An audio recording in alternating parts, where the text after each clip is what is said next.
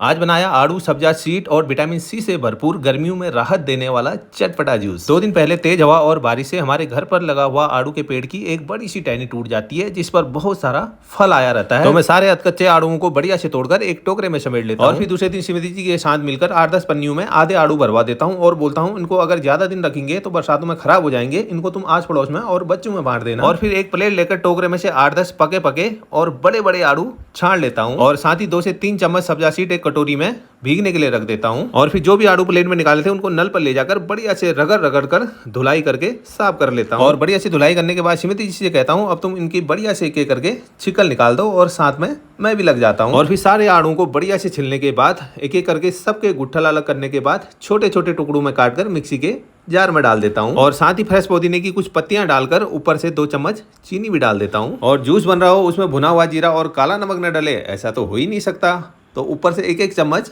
वो भी डाल देता हूँ। और फिर लगभग 300 ml छोटा वाटर डालने के बाद ऊपर से आ जाते हैं 1 कटोरी आइस क्यूब्स। और फिर मात्र 30 से 40 सेकंड में बनकर रेडी हो जाता है गर्मियों में राहत देने वाला विटामिन सी से भरपूर आड़ू का चटपटा जूस। और फिर लास्ट में 1-1 चम्मच फाइबर, प्रोटीन और एंटीऑक्सीडेंट जैसे पोषक तत्वों से भरपूर शरीर को ठंडक देने वाले सब्जा सीड्स भी डाल देता हूँ। और पिताजी जूस को देखकर मुंह ना निचोड़े ऐसा तो हो ही नहीं सकता। फिर मुझे धीरे से उनके कान के पास मुंह ले जाकर समझाना पड़ता है ताकत की दवाई है, सारा पी जाओ। फिर तो पिताजी सेकंडों में पूरा गिलास गटक जाते हैं। और फिर पिताजी को जूस पिलाने के बाद हम सब आराम से बैठकर तसल्ली से जूस का टेस्ट लेते हैं। और वास्तव में आड़ू का जूस इतना लाजवाब, चटपटा और टेस्टी बना होता है कि पीकर सबका मन प्रसन्न हो जाता है।